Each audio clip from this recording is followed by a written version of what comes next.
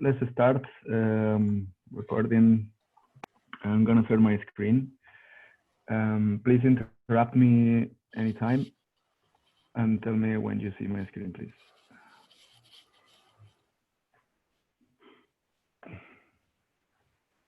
Can see your screen. Okay. So yesterday we were talking about this. We started with a little bit of history of computers. How did we get until this point, and how do we manage now to have some little boards that we call Arduinos that have chips inside, and we can do many things with them. This is the toolchain that allows us to put code that we write in our computer into a microcontroller, and then the microcontroller to do the things that we want it to do. It's important that we understand the different steps in here, but we don't have to worry about that much about what each file is or what are we doing in general. What we have to understand is that we start with always C or C++ code, and we go through a process that puts it into the Arduino or any other board that we have, or any custom board that we use. The different steps in the middle are always the same. It means that we compile the source code, the C++ or C file, with GCC. This is an open source compiler, as Guillaume said yesterday. Then we include the libraries necessary for our code to work. So we do the process that is called linking. Then we convert it, and finally we upload it. What we're going to see today is two ways of doing this. The first one is with Arduino, that you already know most of it. I'm not gonna tell you much about it, but I want to go a little bit deeper so that you see some nice details in the process for you to hack it, and also to use custom boards that we're doing in Fab Academy. And as well, we are gonna see another toolchain, well, another abstraction of this toolchain on another framework for this toolchain, which is called Platformio. Platformio is nothing different from Arduino, except that it has the possibility to have a lot of boards and a lot of frameworks, not only Arduino inside, but other open source manufacturers and not open source. This means that at the end, what we are doing in Arduino or in Platformio is exactly the same thing. We are compiling, we're linking, we're converting, and we're uploading. The only thing is that we have a different interface. So some interface, as you know, give you more details about what you're doing. In this case, that would be Platformio, and some interface are meant for people to learn. In this case, that's what we are talking about in the Arduino IDE. But if you look at the output of the Arduino IDE, you will see that we are calling these programs in here. So that's what we're gonna do now. I have here the Arduino IDE, and the first thing I will ask you to do, if you have it open, is that when you go to Arduino preferences in Mac, I guess that in Windows would be under a different place. Let's see if this opens. Okay. That you do in the settings, that you check display line numbers, so that you see the line numbers and it's easier for you to find things. Enable code folding. It will allow you to collapse functions and if loops and for loops and this type of thing. And then there should be something that says show verbose output during compilation and upload. Those things, both of them should be checked. What this is gonna do, don't worry, I will leave this up so you don't have to rush, is that it's gonna show in the terminal here, in the black area under the Arduino IDE, a lot of outputs, which is basically the different processes that we're calling when we click a button in the Arduino IDE. Okay, the last thing that you will need is that since Arduino, the pre-installation comes with a setup, a set of boards that can be expanded. And there's a field here that says additional boards manager URLs. And in here, you have to put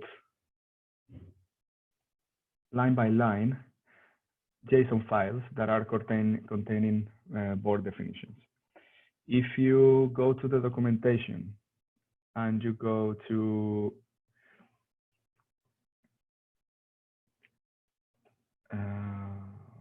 weekly classes, electronics production,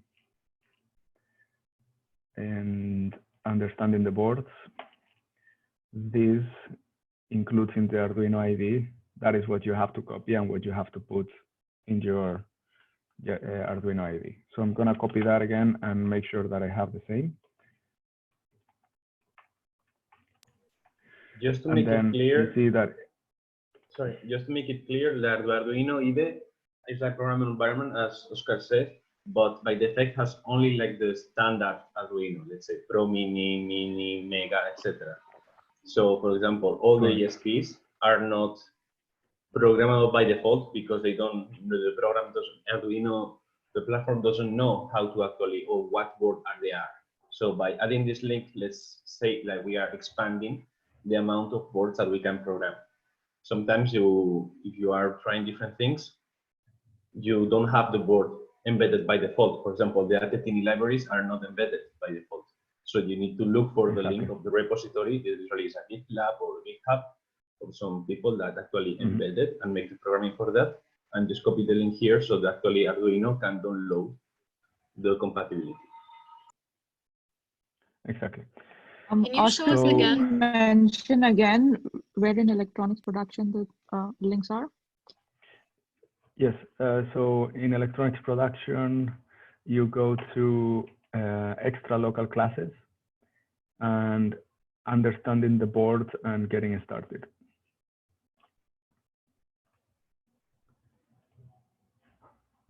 Yeah.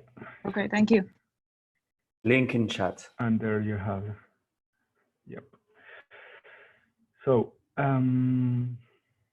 where was I? Yeah, here. So you have the additional boards URLs. This is basically making the definition of your board. So if you have an ESP32 that has 12 pins instead of 32, you can define it in here. People has, since the amount of chips is limited, people has already put them together and made a JSON file. And the board, these are the definitions here. So you press OK. Make sure that you have these settings and then press OK again. So I don't have, well, I think I have one board with me, but for now, the only thing that we're gonna do is compile. So you see that there are two buttons in the IDE. One that is, if you hover over it, it's verify, is this tick, and then the other one is upload. Verify only compiles. So it means that we'll get in the toolchain until here, until the X data creation. Okay, so it will compile, it will link, and it will convert. Is this process here. Upload will compile and upload. So if when you click upload, you're doing both the same. You will see that sometimes, as Guillem says yesterday, that the compiler is very intelligent, and the changes that you input from your source code, they go into an object file, and the process of linking with the system libraries is done only the first time, and that is the second time, and further on is much faster.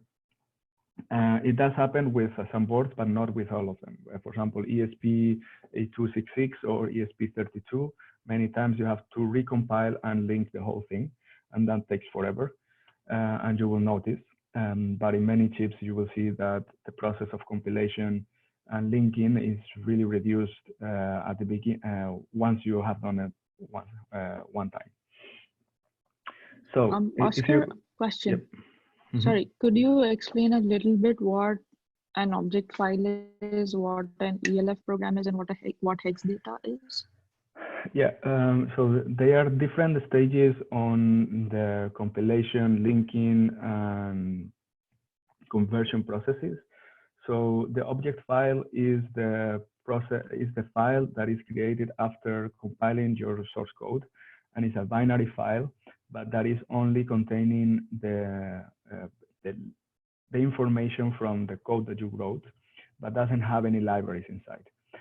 The GCC toolchain, so this whole processing here is very smart. And when you, for example, include one library in your code, imagine that you include Arduino or a PubSub client to make publications over Wi-Fi.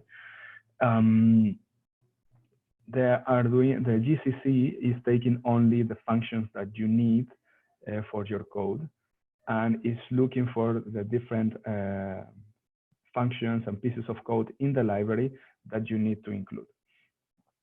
Then it makes a file that contains all that information, another binary file, by linking it and applying a little bit of compression so that the file is not that big, and makes it into an ELF program. Finally, it converts it into something that your chip understands.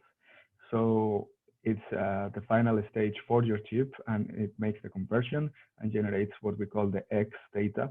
Some people also call this bin or binary, which is then uploaded into your chip. So the final file, the X, is what your computer doesn't understand, but your chip does. Does X have any relation with like X like 6 rather than 2 for binary?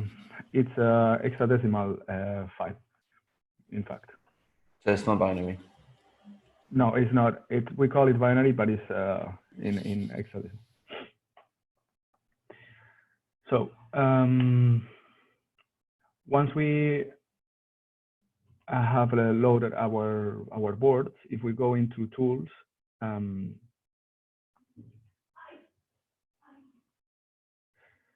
let's hope, yeah. So in boards, you see that in my case, I have quite a few of them. Sorry. If you don't see some of them, you should go to Boards Manager and include the boards that you need. Here, the Boards Manager is going to look for things for boards wherever you have told it to do. So when we put the JSON files, what we were doing is giving sources to the board managers so that it looks for things online and then downloads them and installs them. It comes with some boards pre-installed, or some chips pre-installed, like the Arduino Uno, the Arduino Zero, etc., etc.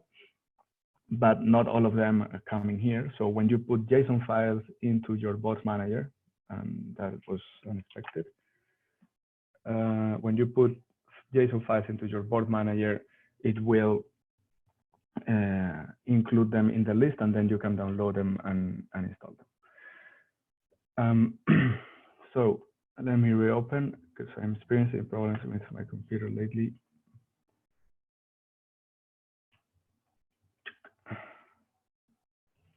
Close things.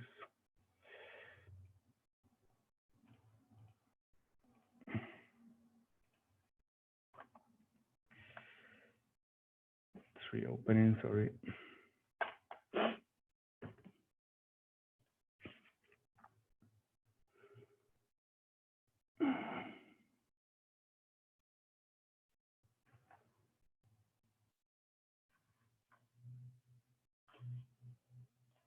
Takes a little bit of time. Starting, come on.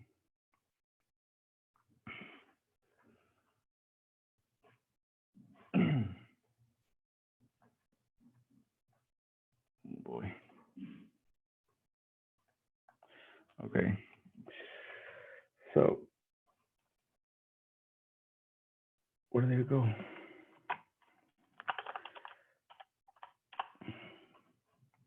Seriously? Okay, so before this happens again, let me come back a little bit to let's talk about something different between while it loads. So this whole process that we're doing is supported by what we call the GCC compiler, which is an open source compiler developed by the GNU Foundation, which does the different stages of the compilation and upload. You will see and you will hear sometimes that well, and here in the documentation, you have some other resources for this type of things. You will see sometimes what that we call make files. What is a make file? A make file is it's a file that describes some certain type of processes that will allow you to call these same operations, the tool chain here, GCC, compilation, linking, and conversion from the terminal, and do the different operations directly by yourself. It's yet another abstraction of the process that we're doing, and you have some examples in here. So for example, in this case, we have a make file that describes, it's going to program an AT-Tiny44 that has different compiler flags and etc. Normally, Neil gives you the make files for your boards, and you can tweak them, and has different options. So when you go to your terminal and you say make, it will run this file. If you do give it an option, it will say, for example, this one, program ABR ISP, means that you will use this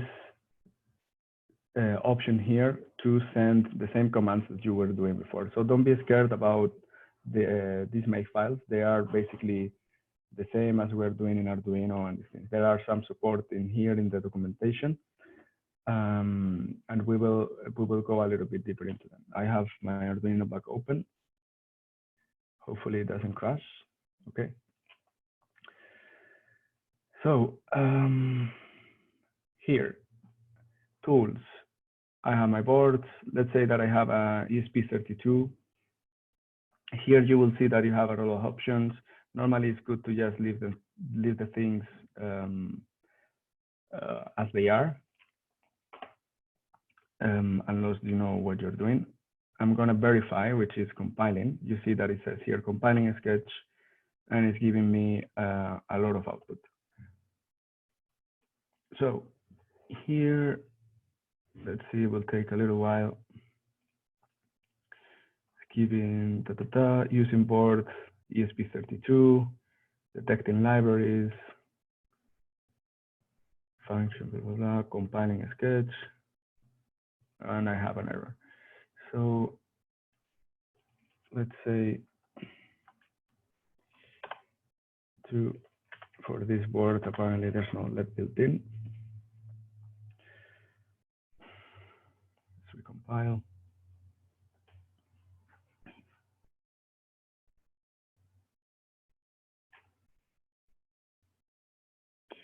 So you see here, it's compiling the sketch, as we said, just so you see that I'm not telling you bullshit.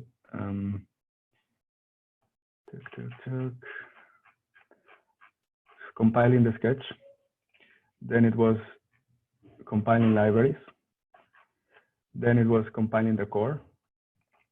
So it's part of the ESP32 core on itself, so the built-in functions that the core already gives us, linking everything together.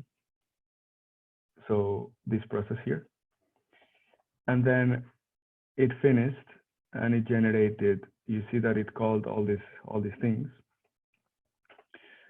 and it generated the L file, and our binaries here. So let's see what this contains.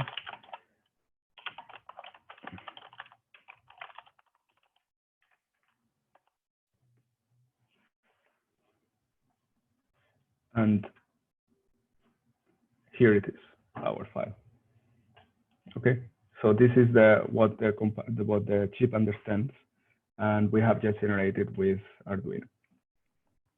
Now, when you change in tools and you change the board, it will call different things. So, for example, let's call now something different, and we're going to call an AVR board, which is an Arduino Uno, for example. And let's compile this over here. So you see that the code is the same. We are writing exactly the same thing, but we're going to compile and generate yet a different file. So here you see using board Uno, using core Arduino, compiling libraries, compiling core, doing exactly the same thing, linking, and then generates our file. Here at the very end, you see here AVR GCC, we're calling the same, the compiler, object copy, and finally we have our file. You will be wondering, why are you telling us this thing? Well, this is important because for those of you that are using the AVR Series 1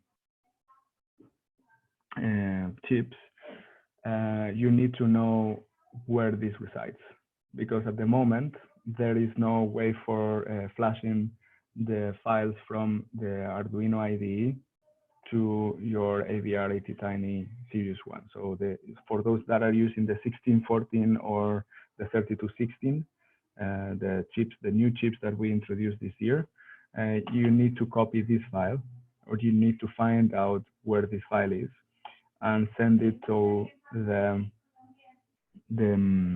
chip using the tool that is called PyUPDI. And this file, remember that you can find it, and all the information, you can find it in here. So for those that are using these boards, remember that you need to install from here is the PyUPDI, and then send this command. And you see that when I compile, I generate this file, and that file is what I sent into my command with Python PyUPDI, target, port, baud rate, and the file. Okay, this is what we did already at the beginning when we saw all these things. So now let's talk about, let's jump into something different. You see that what we are doing in Arduino is nothing super fancy, nothing super weird. Arduino version recommended. Okay. Okay, so I guess that's not a problem.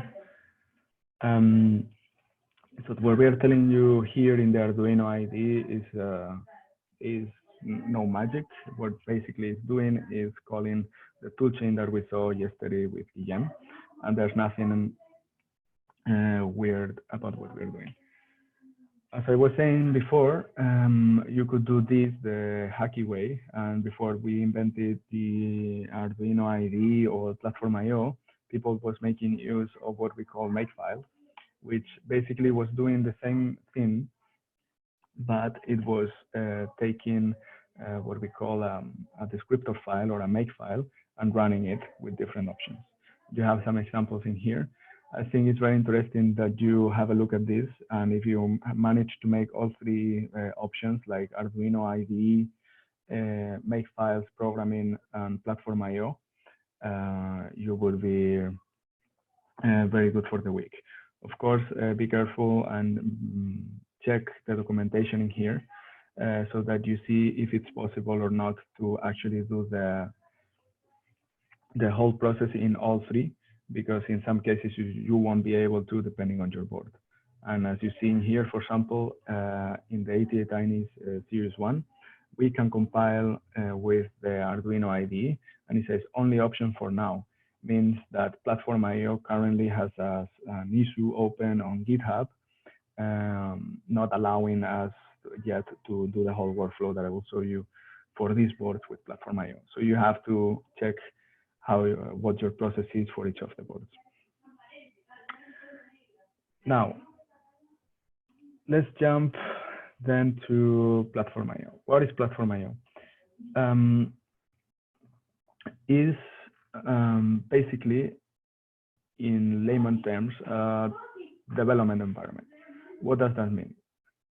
That is something like Arduino, but on steroids, and not only for Arduino, but for a lot of boards, a lot of frameworks, and a lot of different manufacturers. The nice thing is that it's written in Python. So for installing it, you can just do pip install Platformio. You don't need to go, you can go to the docs and you will see that you have quite a few different options. And Platformio also has not only what we call the core, which is what you install with when you do pip install Platformio, but it also has a very nice IDE that if you want to use is embedded in Atom. For those Atom users, if you don't want to be switching between the terminal and anything else, you can use this. And also its thing is supported now in VS Code or Visual Studio Code. Why would you want to use Platformio and not the Arduino IDE? Well, first, because the Arduino IDE is somehow limited for file management, and you're not able to see the file structure. And secondly, because you might be willing to use an external code editor instead of your Arduino IDE. And probably because you have other frameworks that are not the Arduino, like Extensa or some other thing. So if you want to install it, you can just do pip install Platformio. And to start Platformio project, if this is too small, is this too small to see the terminal? Much better, thank you. Okay, so I'm gonna go to the desktop and I'm gonna make a directory. And I'm gonna say PO. So Platformio, you can call it like Platformio, but as you see, that is very confusing or difficult to type. So you can just write PO, and then you can say PO init, and it creates a directory for you with a Platformio project inside. If we look at this, what we have just created is a folder that contains a descriptor file for our project. We will have a look into it in a second. A source folder, this is where we will put our code. A library folder, here we can include libraries that are not system-wide libraries, for example, libraries that you create by yourself. Includes and test, which to be honest, I have never used. But what we are going to do is have a look at this. And let's see what it says. For unit testing and project tests. Okay. So unit testing, this is quite advanced, but I will just show this, is that when you are developing code for embedded programming, you don't want to deploy this and all of a sudden have bugs that you haven't been able to catch or that you haven't tested yourself. So you define a series of tests by running different functions and defining core functionalities of your program or of your code.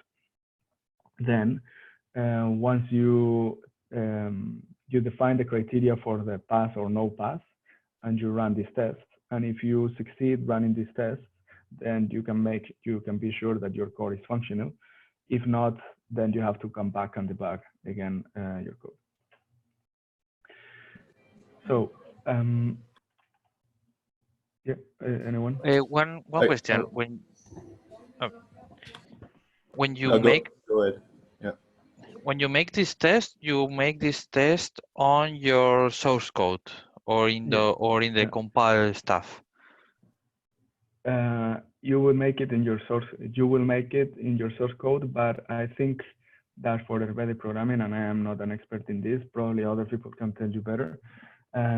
You would have your board connected and expected outputs.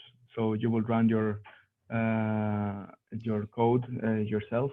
So you could compile, flash it, and then test while it's connected, so that you have output, unexpected output that you predefine.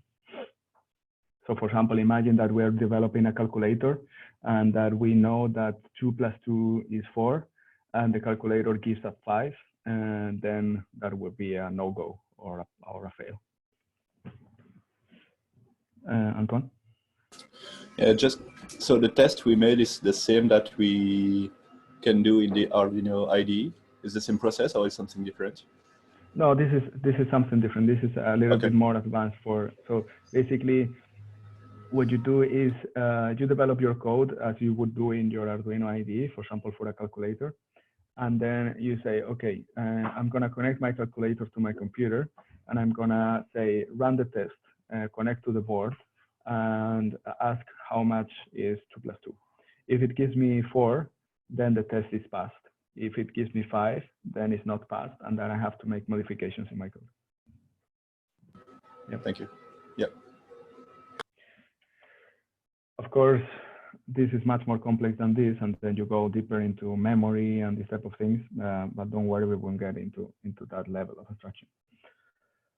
So this is a little bit what we were saying. The Platformio structure is mainly what you would use is the source folder and probably libraries. In some cases, you can also create one folder that is called boards. And here you will define your own board. So imagine that you have created an ATtiny 1614 board that you want to flash, or a SAMD11 or ESP32 that is not the common one, and you want to make your own board so that you can flash it. Then you can make a board folder and define inside what are the characteristics of that exact board. So basically, this schema is very ugly, but this is what Platformio basically does. So you have an environment in your computer, and that is with the center on your source code, and you can have your own libraries and your external libraries. Everything is summarized in what we call the platformio.ini, which is a file that you have in your Platformio project. And this embedded development, or this environment, will allow you to make your firmware to compile it with either command line interaction or with an IDE, and then upload it to your board. So basically, it's the same thing that we were doing here. It will allow us to edit the code, compile, link, convert, and upload, but with more advanced features than what we have in the Arduino IDE. Here. So what is the Platformio ini file? This file that you have that you see in the left, in my case right now is empty, is a configuration file where we define what we want and how we want our project to be compiled. Here, for example, we will define if we are going to use the Arduino framework or another framework. Think about a framework as a set of tools that you have available for you to use. When you use the Arduino IDE, you are using the Arduino framework by default, but in here you can use other ones. Generally, you're going to use the Arduino framework here as well, because it's our projects, almost all of them are going to based on it. But still, you might be buying another board, for example, these boards that are very good for audio. You see.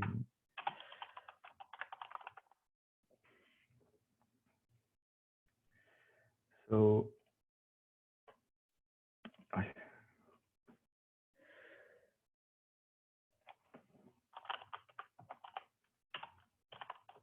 Good. So, as you see in the world, there are more things than not only Arduino, and for example, Teensy or some other frameworks, you can have them and put them in Platformio. You wouldn't do this in the Arduino IDE. And for example, sometimes if you want to do things with audio, these boards are very good because they have a very good audio processing and their own libraries. So what we will define in here is at least 3 things. The platform, which is the different type of chips that we have. For example, Atmel AVR, Atmel SAM, ESP, Expressive, etc. The framework, in this case, Arduino, but could be many others. And the board. The board could be something like an old MCU or an Arduino Uno, or can be something more complex or defined by yourself in your own folder. So before having a look into this, let's look at an actual Platformio.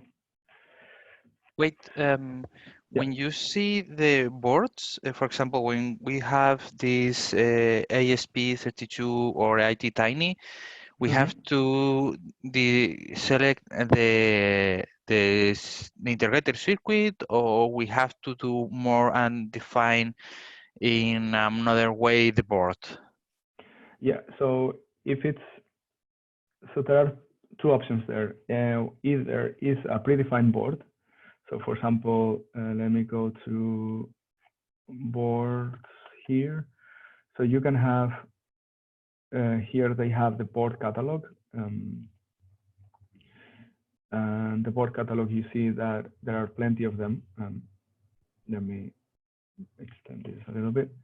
Let's look for example, Arduino. So here you have all the Arduino boards. Imagine that we want to do an Arduino Uno, so we go here. And it's defined by just simply board equal Uno. And that's it. And that will tell Platformio we are using an Arduino Uno. If we want to use an ESP32, we will go to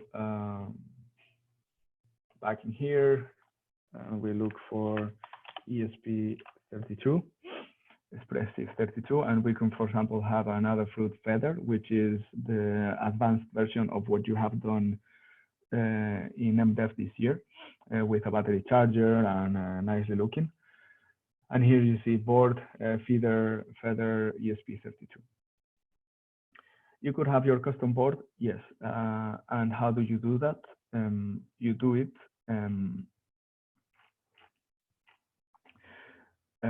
in this case, this example that I created in here is a board that says 80 Tiny 44, and that's a board that I define. How can I define that? I have to put a file into my Platformio project that defines this board, and this is, for example, something that you could do for those that are not using AVR Series 1. Series 1 is not supported in this in Platformio yet. But you see, for example, here, a little complex Platformio project in which we define a board by ourselves. So we have the Atmel AVR platform. So we know that we are running chips that are Atmel and that are in the family of AVR. We're going to use the Arduino framework. so that we can include things such as digital write, digital read, pin mode, and this type of things. And the board that we're going to use, that in case we call it ATtiny44.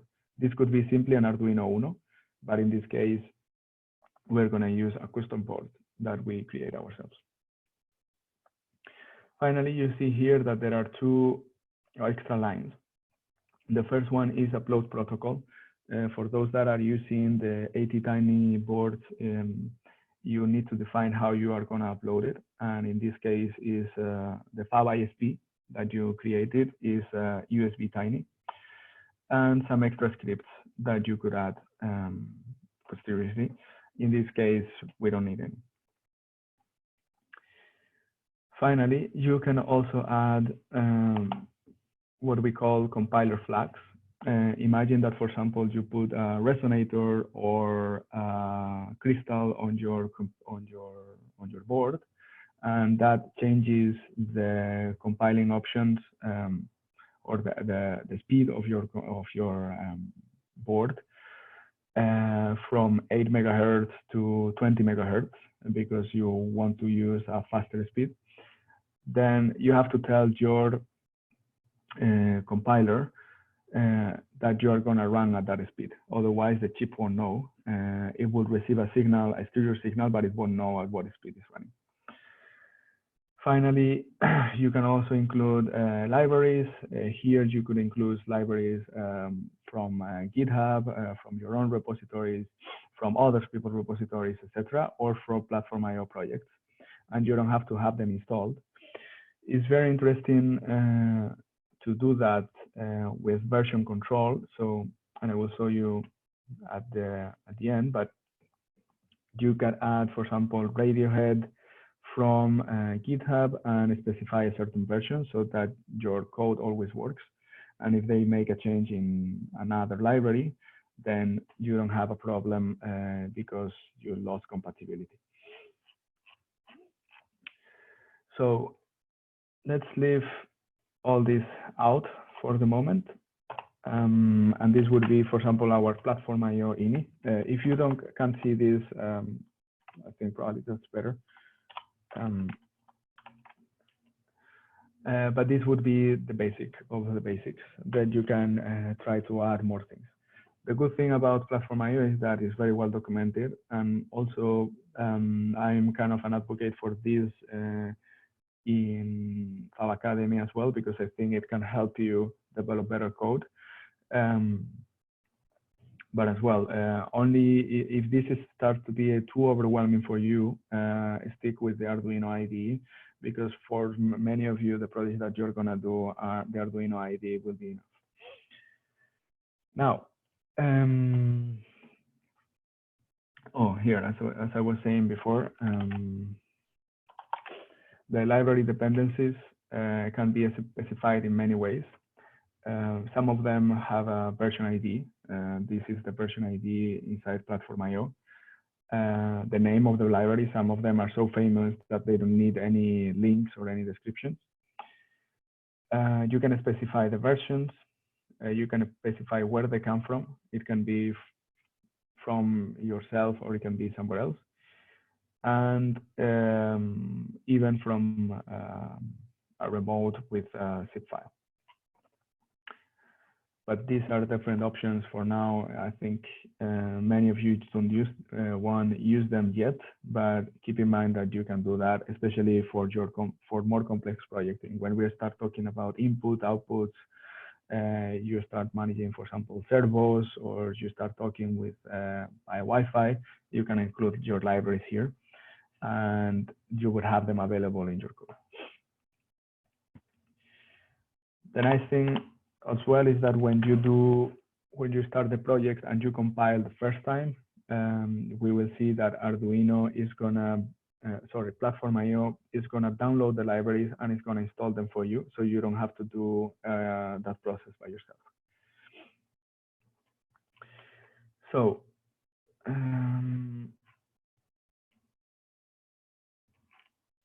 we talked about libraries. We talked about the folder structure. Before we talk about custom boards, let's talk and see how would we put some code and compile it.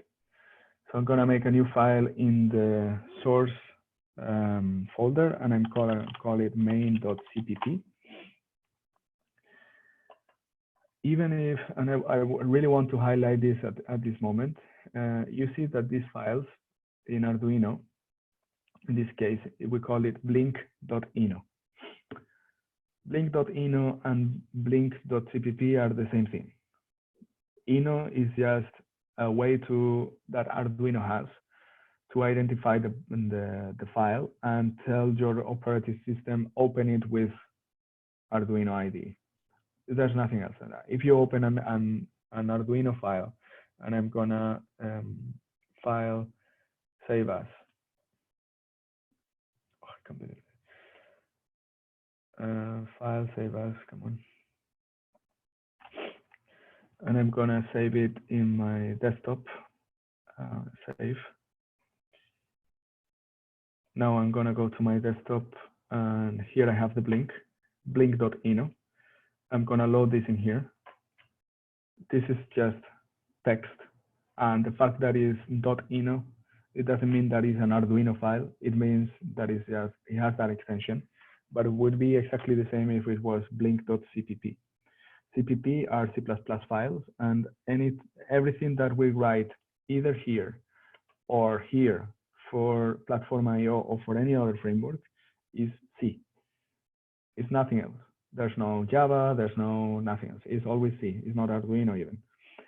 And can we code in like Python and then tell it to, like, can you make a chip run Python by installing some pre-software and then code in Python? Yes, you can do that, and that is called MicroPython. But there are two things in there. First is that the Python is not a compiled language, so we are not following this toolchain or any similar toolchain. Python is an interpreted language, means that there's someone called an interpreter that is reading line by line in runtime. So we don't generate any binary. We are opening a file and reading it and interpreting it. That's why you are able to have this. You have a Python interpreter in the command line, and that's why you are able to have Jupyter. But you cannot do that with C++. Why? Because C++ is a compiled language. You have to compile and then run the binary file. Python, you could do that, and you could do that also in embedded for what we call MicroPython, which is Python for microcontrollers. Now, this is not available for all the microcontrollers that you have. It is available for the ESP8266 and ESP32. And the reason for that is because you don't have enough memory in the other chips. Since you have to put an interpreter or someone that understands Python and that is able to read that and convert it into actual actions in the chip, then you need to have extra memory inside your board, inside the microchip. And for that, you need a bigger chip. In this case, ESP8266 or ESP32. If you want to use MicroPython, and I really encourage you to, because it's something that I still have to do and to improve and learn myself, use an ESP32. Don't go for the 8266 because this is quite new and it can be quite frustrating at the beginning, especially because there's a lot of development being put into here. MicroPython has as well, and I just say this for reference, is CircuitPython, which is the Adafruit fork of MicroPython. So you see here fork from MicroPython, and Adafruit creating their own is basically the same. And you see that their development has diverged, but that they are putting really a lot of effort. This is a project with 15,000 commits, 16 commits ahead of MicroPython, and well, roughly 4,000 ahead, more or less. So Adafruit is putting a lot of effort because they want to develop their own well, they can develop their own boards. And this is a project with 344 contributors. So this is when you see that open source starts working. Like a lot of people is contributing into this project by making pull requests, editing code, reviewing code, and adding things to it. But again, you also see that there are 266 issues. So beware and be patient. I don't think that for the type of projects that we're doing, we're going to run into trouble, but still this is not fully bulletproof for now. Okay. So yes, you can put Python in a microcontroller, but you need someone that understands Python to run it. The microcontroller on itself won't be able to do it. So let's do this. I'm gonna make the same code as I was doing. And before, you see that in the Arduino IDE, when we do this, I'm gonna delete this part so that it's clearer. We don't have to include anything else. If we want to blink an LED, in this case, an LED that is in pin 2, for 1 second on, 1 second off, we don't have to do anything else. But when we are outside of the Arduino IDE, we need to include the Arduino library. And the Arduino library include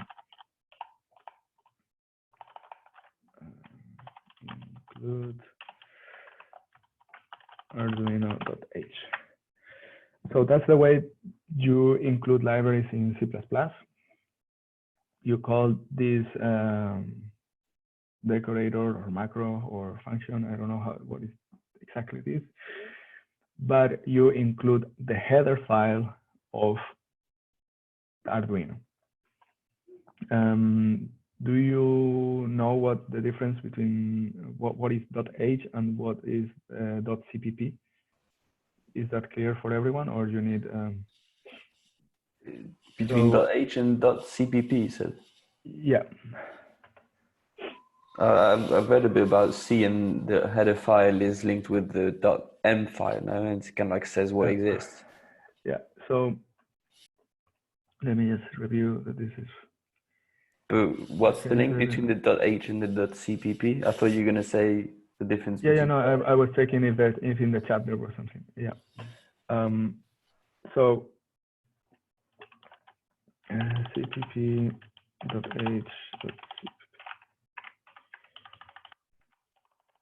So when you write code in C++, and this is not really helpful, you have these two types of files. Basically, CPP files is where the function definitions are. So basically, the gist of your code and what the code does is defined in the CPP file. So you would define a function in .cpp, but in .h is the header file, which is defining how the functions that you created in CPP are meant to be seen from the outside, and if we include other things or not. So is .cpp replacing the .m file? I don't really, I have never used .m files, but there would be at the same level of in the hierarchy somehow. I don't want to tell you more details because very likely I'm going to be wrong. What I know so far is that CPP, the CPP file, is where you define your functions and your classes or your objects, and the header file is where you define how they relate with the exterior. So you say for this file, for what I have in my CPP file, I need certain libraries, for example, math, and I need audio processing, and I need whatever else. And the functions that I define in here are going to be public. so anyone can use them, are going to be private or are going to be volatile. So that means that the different functions that you have inside your CPP file can be seen and used from the outside, or cannot be seen and used from the outside, and are only internal methods that you don't want to expose. For example, because they are compromising memory sections, so that they could be called and crash your program if they're not called properly. So you want to be the only one that calls that functions from within your code. Imagine that, for example, we are we're creating a code that is going to write into an SD card. What we want to expose to the exterior is just a function that you give it a file and that's it, and says save into SD card. And internally, that function is going to call another function, which is going to check, for example, if that file is already inside, and to avoid that there's duplication. Internally, we're going to write exactly in the memory point that we want, but we don't want to expose that those internal functions, because if someone calls them from the outside and they don't know what they're doing, they could corrupt the SD card. More or less, does make sense? And you basically define that in your header file. So you say if your files are public, or if your functions are public or private or volatile or internal methods or not. And in there as well, you will include the necessary libraries and macros that you need for your CPP operation, let's say. So in this case, we could do this main.h. And here we could do this, but since we only have one line, we can also do that in CPP in here. So we just leave it in there. And I will save this, and I will delete this. But they're going to be inherently, the header and the CPP of the same name are going to be inherently linked with each other. So here you see that we have to include Arduino.h. Now we have our main CPP in here, and these functions, void setup and void loop, are defined in Arduino IDE. So when we call this loop and setup, the fact that when we run these functions, we only run them, the setup once and the loop once, and the loop eternally, sorry, is defined in Arduino IDE, in the Arduino framework, sorry. Is not anywhere else. This is not, these functions is not C++ generic code. This is defined inside Arduino, the same way that this pin mode, digital glide, and delay are. So you don't have these things in C++ by default. These are not things that you can have, that you have in general. Basically, how this would look is if we wrote this code in,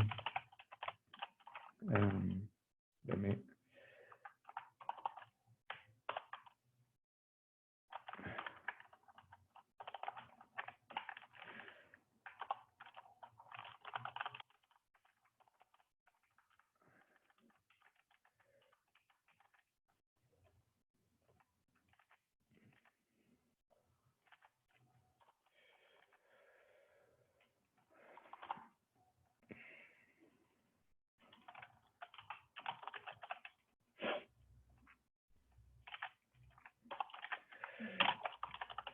so this is Arduino code. Here we would write C++ code, and it would be while true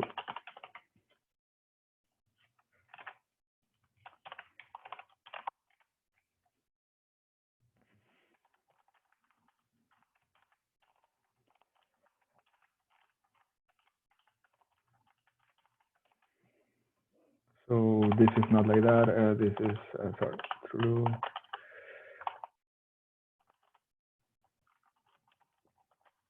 To use to Python now. So this is C++ code without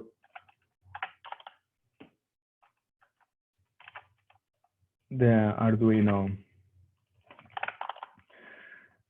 setup and loop. Of course, these are also part of the Arduino. So in here, what we would do if we didn't want to write C++, we'd have to use the registers that we talked about yesterday. And here we will start like port B equal, and equal 0B 011, like that. Basically, I know that this is very weird, but port B is, let's say, a port that we have in our chip. For example, imagine that you have 16 pins and you have port A and port B. Port A would be the first 8, and then port B would be the second row of 8. You can say then one of them has to be set to 1, and I want that to be, and it's going to be an output. So that would do. And then I will write this and put it like that. And let me copy actual code so that I don't confuse you. Embedded.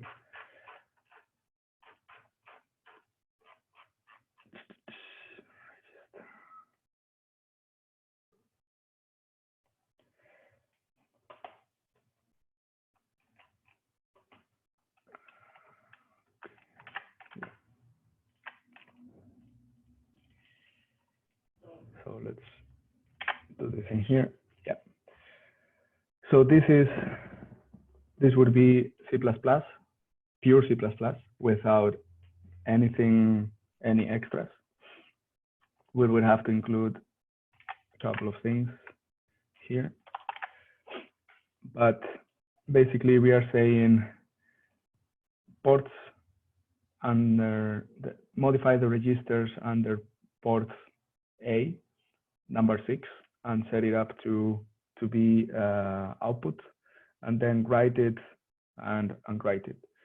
This is what we call bit shifting or bitwise operations. Take your time to understand this if you want to. But if you see here in this code, would we be running only this once? So it would be the voice setup, and then we will be running forever this part, and it will be the void loop. You see, and Arduino, when we do this part, is that we are making abstractions for these things, so that we don't have to write and manipulate registers and this type of things, so in a hardcore way. Now, is this faster than the other than this? Yes. Why? Because when we do this, we're directly manipulating the registers or let's say the inner memory of our chip, and we're not calling internal functions. And the time that it takes to do that, even if it's very fast in both of them, this is faster because we don't have to call in middlemen, let's say. However, I don't know you, but when I look at these type of things, it gives me a little bit of a headache to start thinking about what is this extra symbol here, what does this tilde mean, what does this and or mean, and I have to do operations and take paper. So Arduino is very powerful because it gives you just that. I want to write digitally on pin 2, and I want to make it high, and then I want to make it low, and I don't have to worry about anything like that. Basically, digital write is this, but changing this is the pin that we want to call, and that's what Arduino does, but it does it for you. And these two things do the same thing. So these two parts of code do the same thing. We're gonna just leave the Arduino one, but keep in mind and check the documentation, because this is something that if you take time, you will understand a lot of code, not only Neil's code, which is always very old school, but everyone else's code. When you look into libraries and start seeing things like these two symbols, or the or, and this extra stuff is not, as he said here, is not rocket science, is something that you can understand. and really have a look into that, because it's gonna help you understand a lot of libraries and a lot of code if you want to delve into embedded programming. Which page is it? The one you just showed on the Barcelona page? Which link is it? This I put it in the chat. No. And also, we always talk about C, but then you just said it's C++. What's the difference? C++ is another an improved version of C. We are using C++ in here.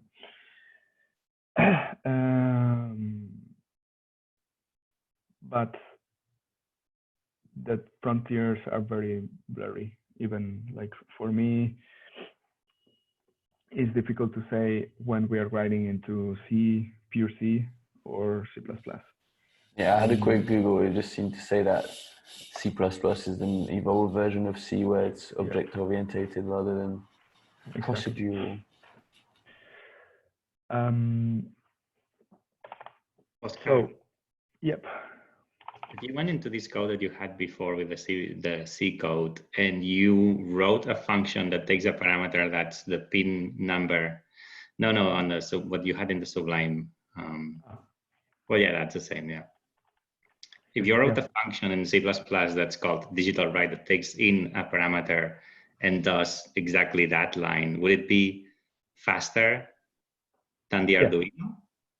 Yeah, exactly. Actually, what we would do here is not a function, but it's a macro. And a macro is we will do this is what we do when we say define. And actually let's understand this. I think it's going to be helpful for everyone. Let's make a blink with macros and registers and try to understand how would that be converted into C++, into Arduino, sorry.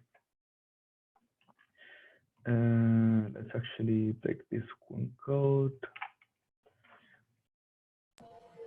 But from what I understand, the Arduino is a preset of a lot of different functions to help us write C using easier syntax. So we can write the function we want, but it's still easier to use the preset that Arduino made before.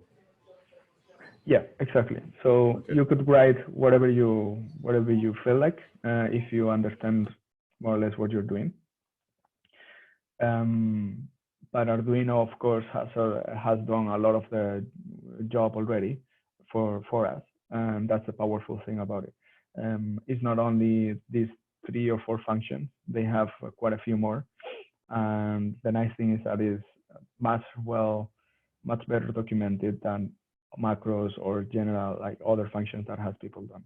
So the powerful thing that Arduino has done is not only developing open source boards, but also joining together or bringing together a lot of code into a framework that is easily used and understandable with the support of a community and with the front end of or the like an Arduino IDE that you can use and make it accessible for everyone, so that not everyone has to go into their terminal and they start doing make files and these type of things. You can just have a centralized place where you can do everything for embedded programming.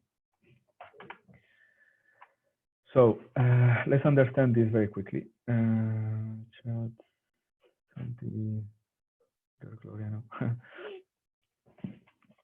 So here we include AVR functions, input, output, and one util that is called delay.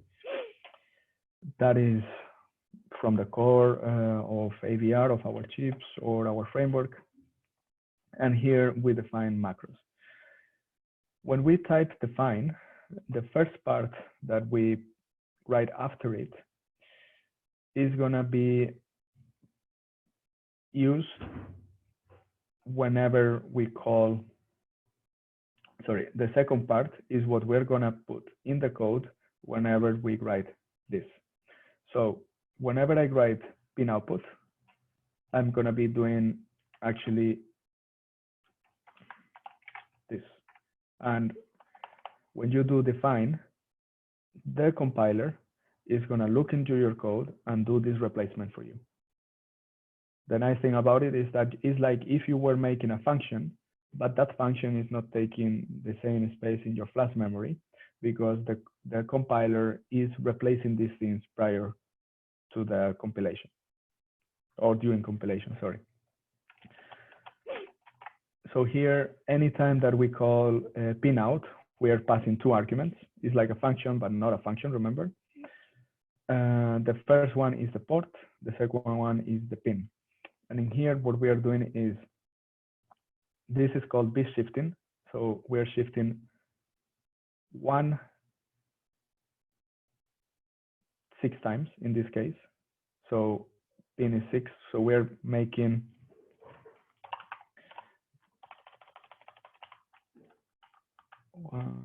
so this is 1 2 3 4. Sorry, extra 1. So what we are doing is moving that 1 6 times to the left. So we're gonna do 0 0 1. So I moved it 1 2 3 4 5 6. So it would be, yeah, there. Okay, and then I'm gonna say, is this the same as port? And so I'm gonna make an OR operation with port.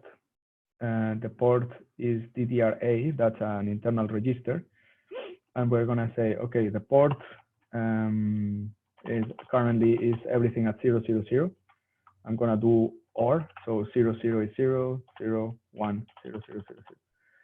And that now is my port. So that was my port before. That is what I want. And that is my port now. And my port now, this pin number 6, which I decided is going to be an output. Okay. And that is what we're doing in here. Then we're going to write high that pin. And we could have actually done, let's just do define pin 6.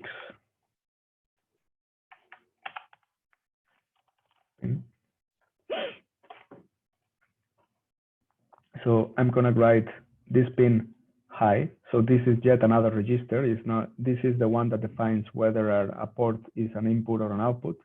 And this is the one defining how that pin is in that moment, if it's high or low. And I'm going to write it in high.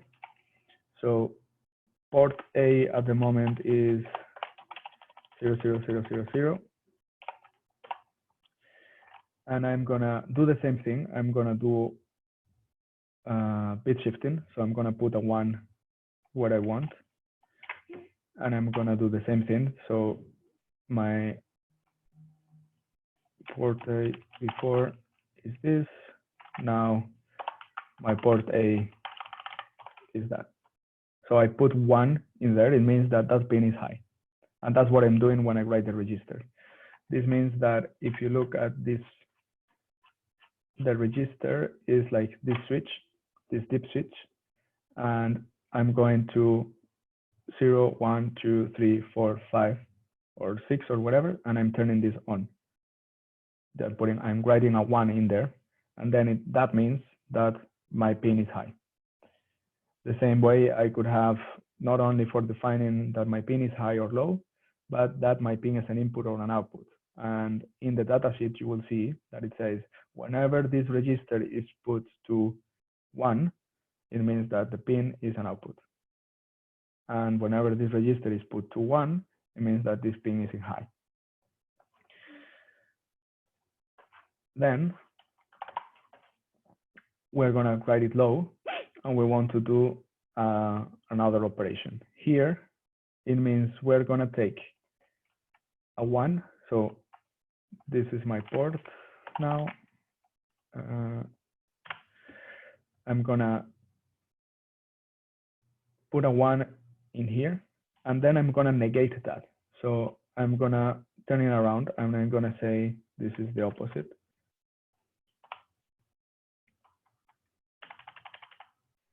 Here. And then I'm gonna say, I'm gonna make an AND operation, which means that both of them have to be 1 for them to be 1. So if I do an AND operation bit by bit, you see that none of them coincide. So they are all of them different to each other. So 0, 1, 0, 1, 1, 0, 0, 1, 0, 1, 0, 1. So then my port will be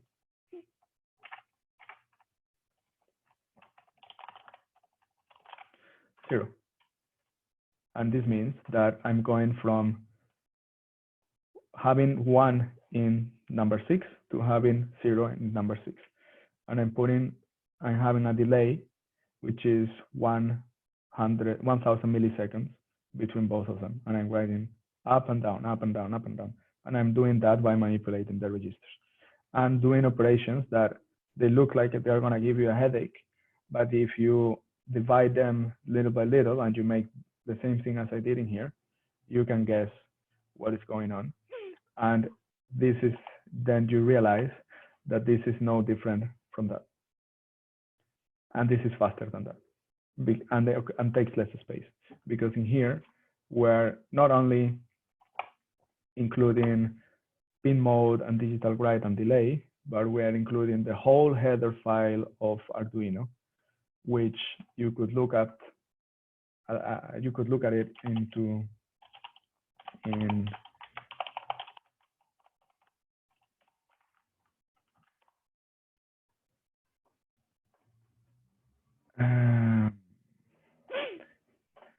GitHub. This is for an ESP8266, but that doesn't matter. And this is the file. So you see that there's quite a lot of things in here.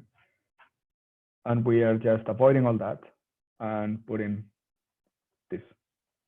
And of course the includes, but that the includes are also in the Arduino.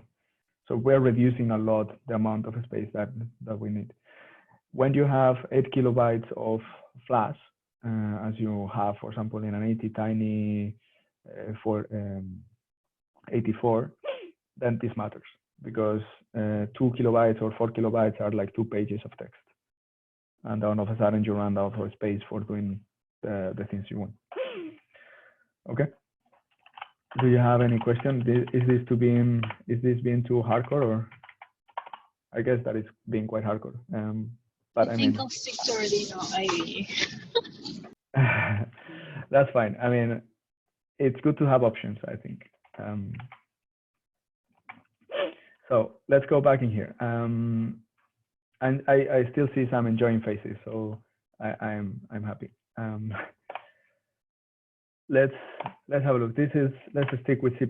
Now let's go back to our Platformio class. I'm in my Platformio project. I define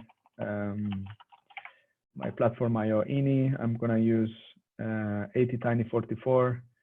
In this case, well, I'm gonna change that actually, and I'll show you how to make your own board later. We're gonna use a Uno. Oh, sorry.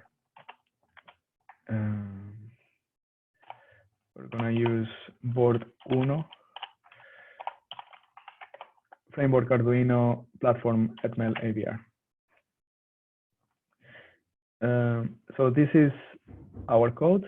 Now that I am in my folder, either on VS Code or Atom or your terminal, you can just do PO run, and that would compile. And it will, you see, it's processing my environment, 8VR, whatever, but CPU type in executable. Amazing. What is this? Almega. Let's do ESP8266.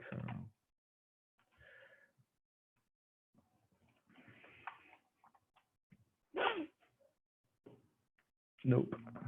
Let's see, 1 second. I'm gonna cheat because I don't remember.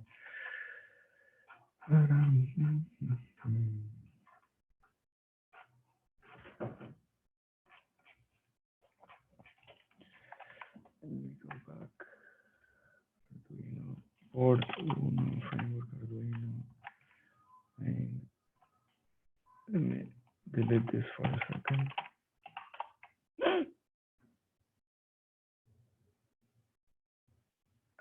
Main. Let me have a look.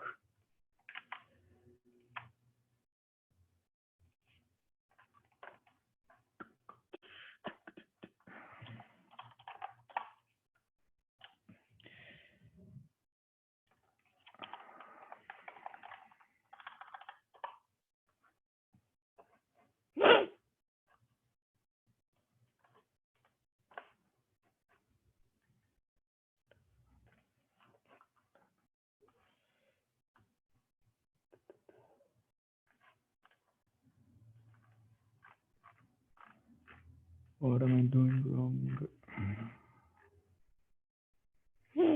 Okay, maybe it's this.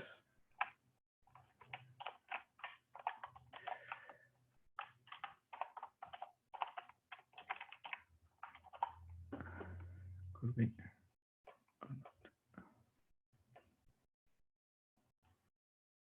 No. What am I doing wrong?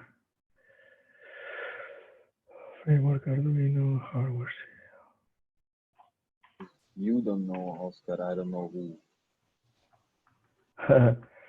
Let me see 1 second. Because I having quite a few problems with Platformio lately, because they changed quite a few things.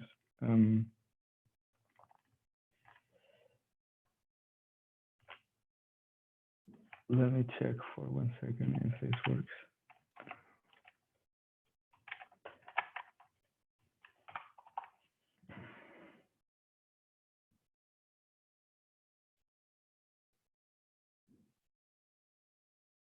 Oh, no. Good change.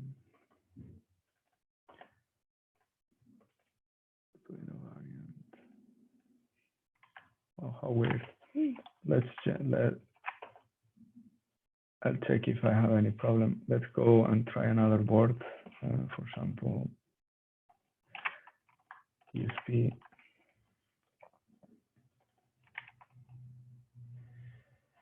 Expressive.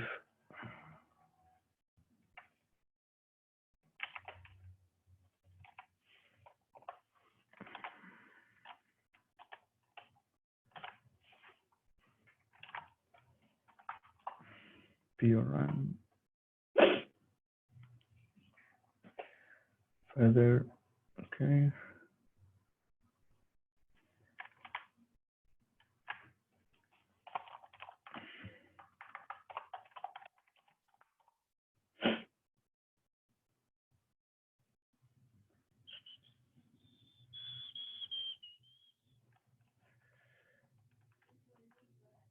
Okay.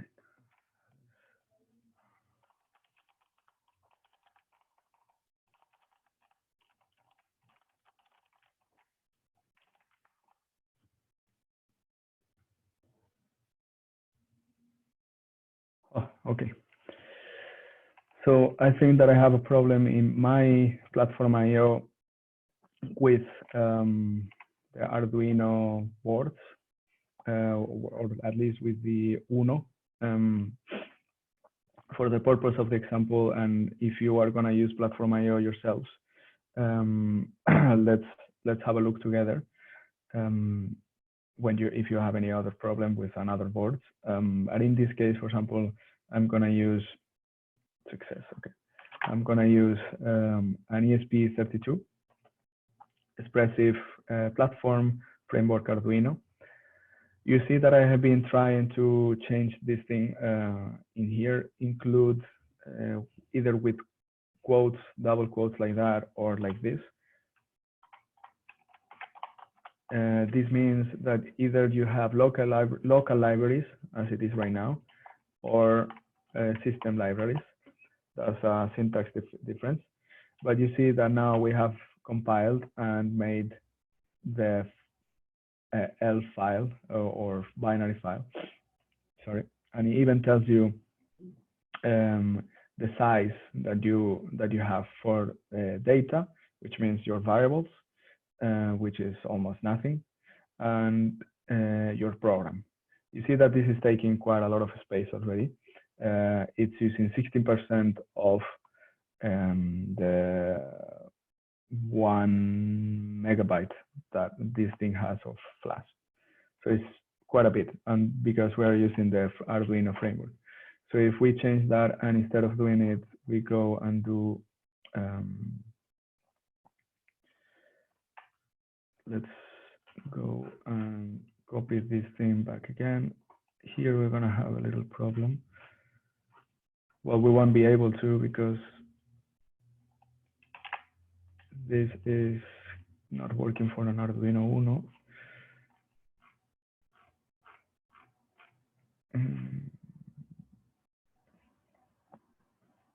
Here, let's do this. Let's keep it like this, and then we will add another board, which will be the custom board, and then we try changing the size and see what it is. Now, so we have done peer run. This is the process of compiling and linking. You see that this time it took 3 seconds instead of 33, because we had already done a lot of compilations of the core. If we want to flash it, once we have our board connected, we will do peer run and then -target upload. And this will, now I don't have anything connected in my computer. I will bring an ESP in a second. And it says, please specify upload port because I don't have anything connected. I'm gonna bring a ESP. I have something around.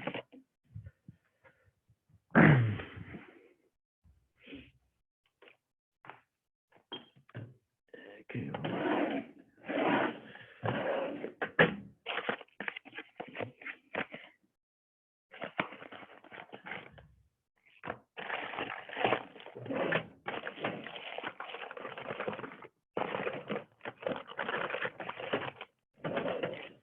Looking into the depth.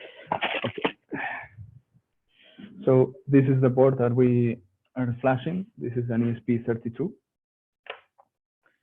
I'm gonna connect it in my computer.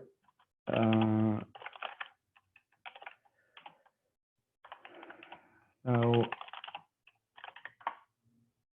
it's not there.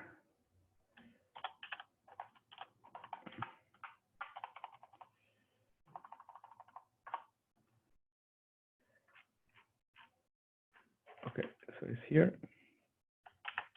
That's my board. And now I'm gonna say peer run -t upload.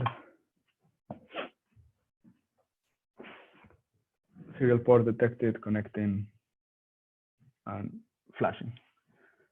So this guy has been flashed and programmed.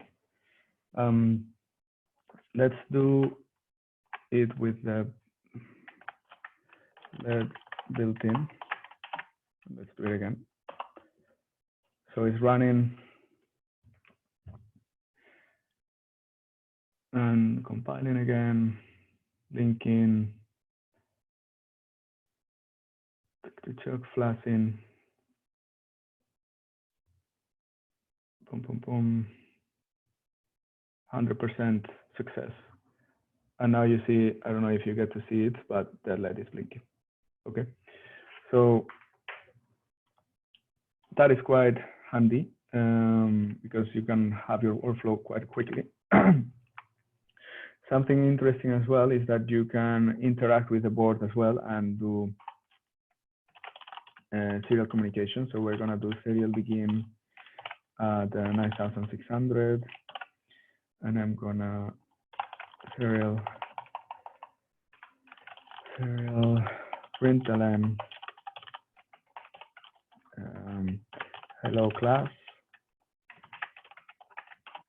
So this is, everyone knows what this is, right? I'm gonna open the serial communication, so talking with the USB, and I'm gonna print hello class. Okay. So if I run and upload again, compiling, error, I missed a T.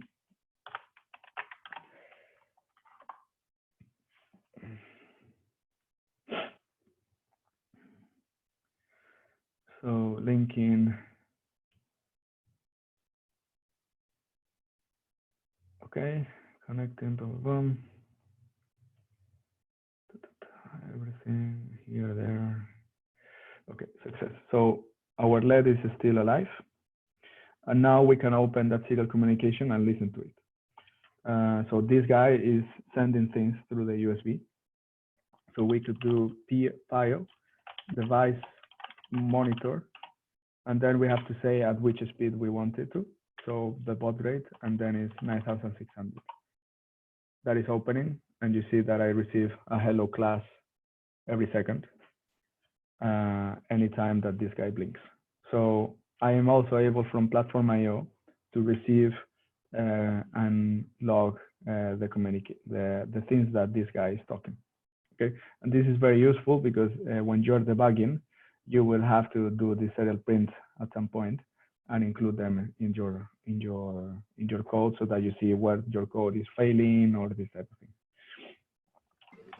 And can we do this without any board connected? Just have the serial monitor to debug without any board? No, it can't. You need to have the serial monitor is basically opening your USB and talking to whatever you have plugged in. Okay. Okay. Couple of things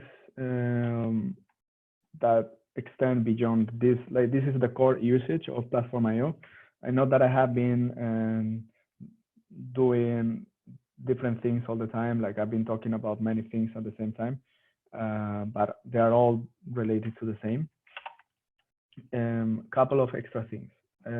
First one is how do we include an extra board? So imagine that we wanted to make a board that is called ATtiny and that we want to put special things inside. Luckily for us, we already have a template.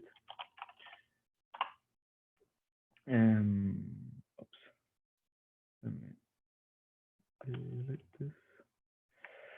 So the first thing we have to do is in our project, we have to create a folder, and that folder is going to be called boards. And inside that, we are going to create a JSON file. So in this case, attiny44.json. You see it in here already. And we're going to include this thing. Here, we're going to give it all the information that the compiler and the linker needs for it to understand what's going on. So you have the core, in this case is Arduino. You have the compiler flags. In this case, we are telling it that we want to compile for the ATtiny44 and that we want to do it with a 20 megahertz crystal. The actual MCU is the ATtiny84. That will define the amount of flash and everything that we have. And the variant, and that is Tiny14, is the variant that you have within the area. Framework Arduino, fuses are things that you write at the beginning, right after flashing, for you to turn on or off the different options that are done prior to the runtime of your compiler.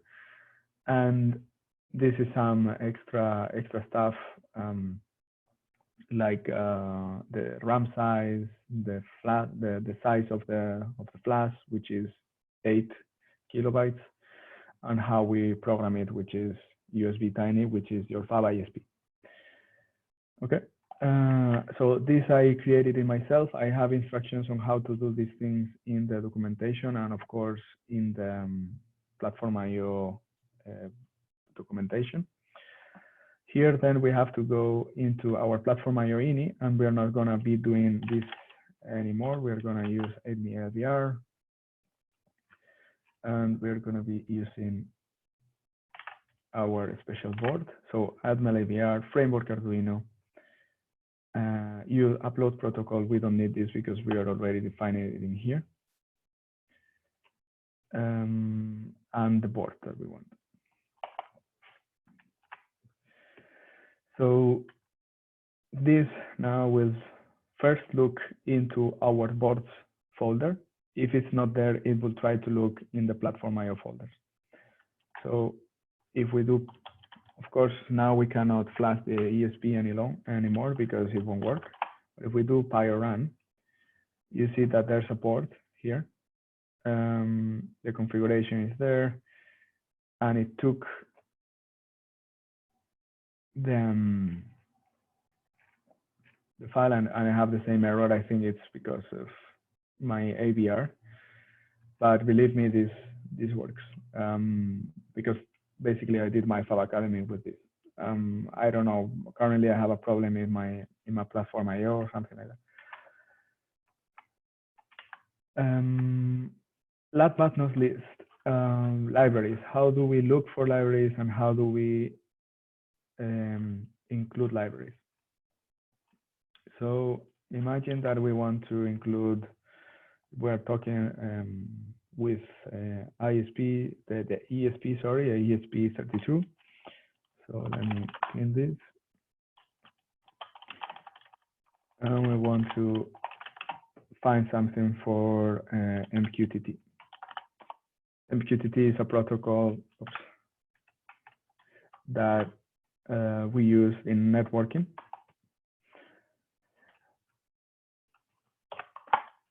And I do bio library search, and I put something. The first thing to do wouldn't be this. It would be actually to go go MQTT ESP32 library.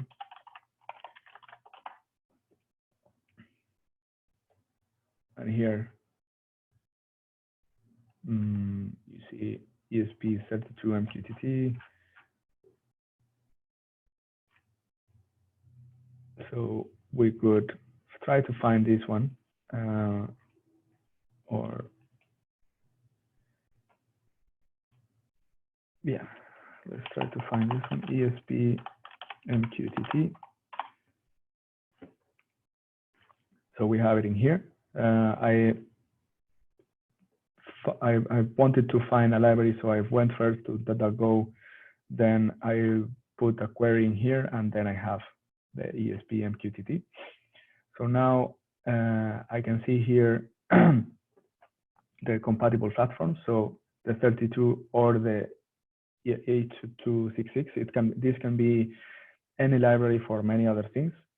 So I'm going to copy this, or the ID you see in here, and then I can just include this in my library dependencies. Let's return this back to this.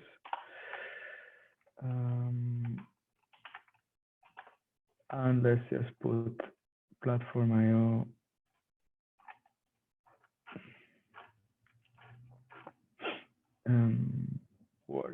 How do I put this? Here. Libraries like that. And this was 181. So I have this library, ESP MQTT 181. If I do run,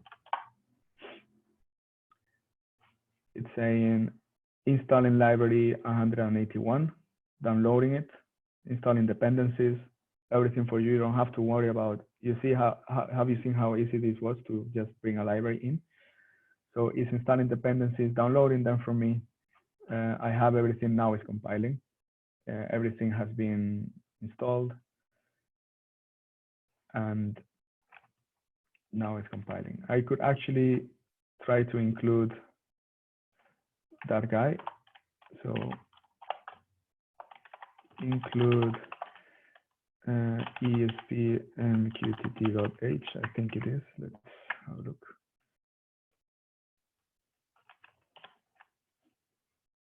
Sample project.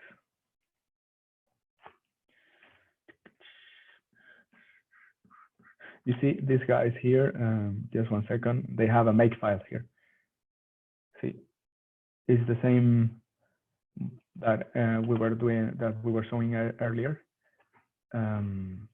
is making. This is just a descriptor file for building this library in this case. So let's go into here. It's not exist main.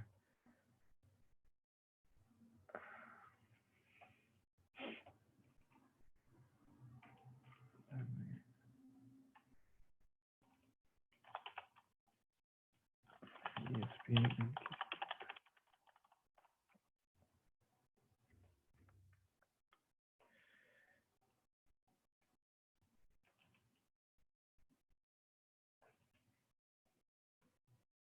So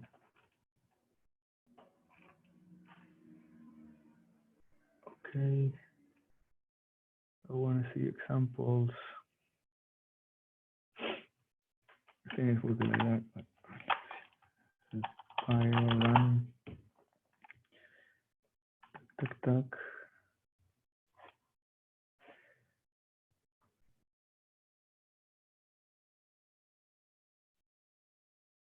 Okay, yeah, it complained. Fatal error. Okay, so it's asking me to have this one.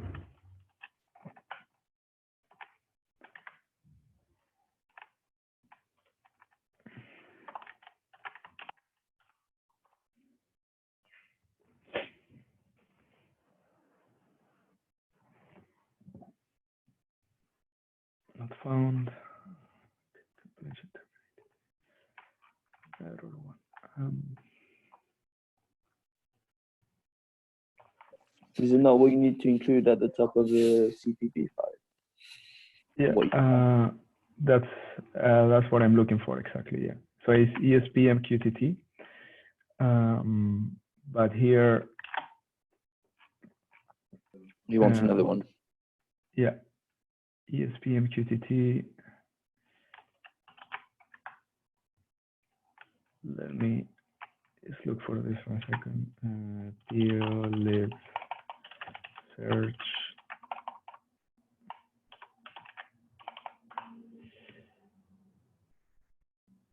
Nope.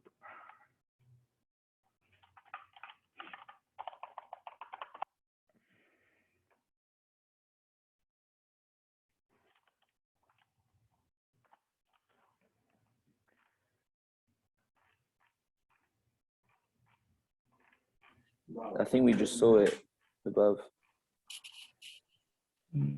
Here could be. There was something about ESP to 866 Wi-Fi. Yeah, Wi-Fi. There was another one, Wi-Fi called Wi-Fi. Link, WebSockets, Wi-Fi manager. I think it's fine. Let's see. PO. Oops. No. PO run. PO run.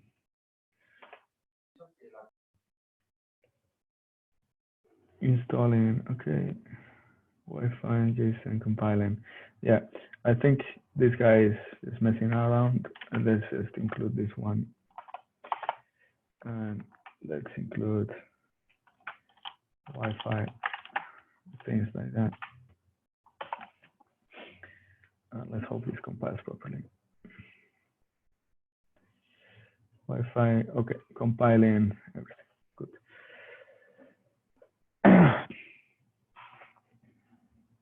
So these yellow things are warnings, not errors. It's compiling well, apparently. So here we have our Platformio ini with our feeder ESP32 board with a library that we found with PIO search Wi-Fi, PIO lib search Wi-Fi, sorry.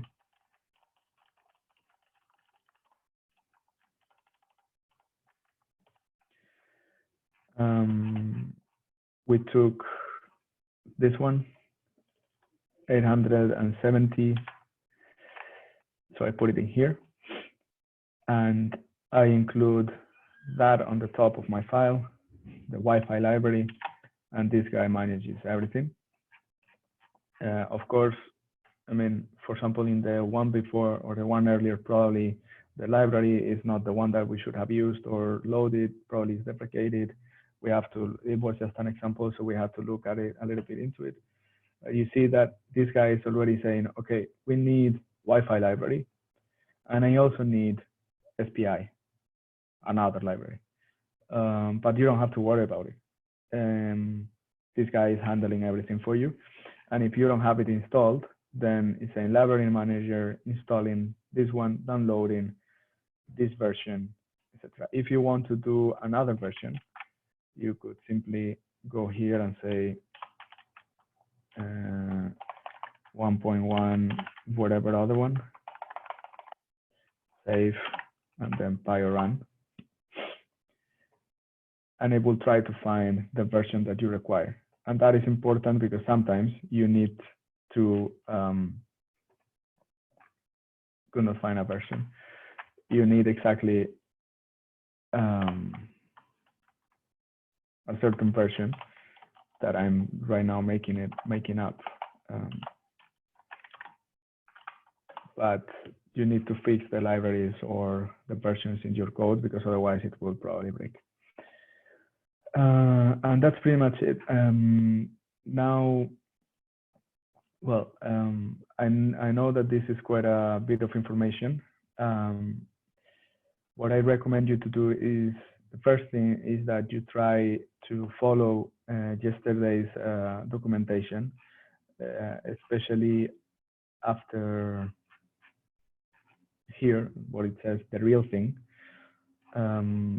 Reading about the memory, the registers, try to make this work, this code with the registers yourself in Arduino IDE with the different options. That would be your assignment done, basically, which whatever board you want, but you would have your assignment done if you manage to do this with Arduino framework and with registers.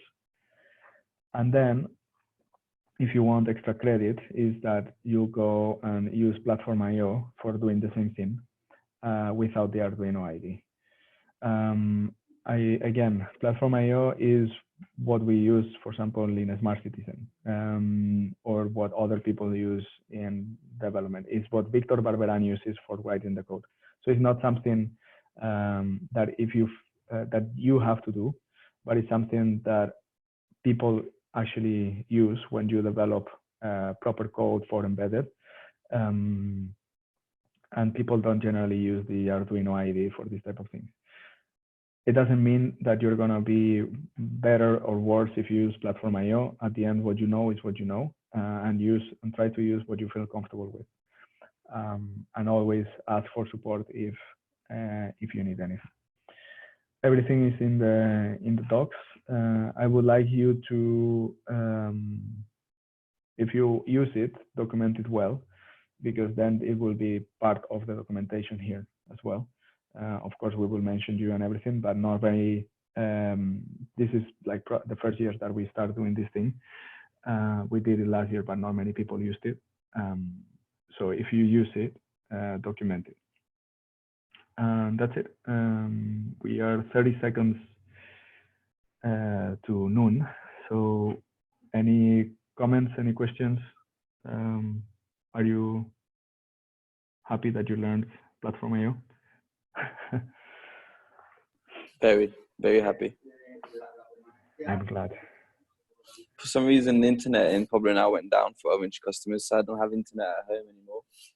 And my office is in Poblenou, so I also don't have internet in Poblenou at the office. So, love it. Nice. Life is good. Oh, well, Edu was asking earlier, Oscar, are you staying until 2 p.m.? In that case, you should think about having a break soon. No, we're finishing now. Don't worry. Have to log off. Okay. Okay, guys. So this class has been recorded again. We will put it in the docs. If you don't have any further questions, we'll see you next week. Happy weekend. Hope that you are all safe. Thank you very much for joining. See you. Thank you. Bye. Bye. Ciao. Thank you, Bye. Oscar. See you guys. Bye. Thank you. Bye. Have a nice weekend, you all. Somebody saves the chat. Antoine, save the chat. Save the chat. Save the chat. I Save see the chat. chat. Bye. Perfect.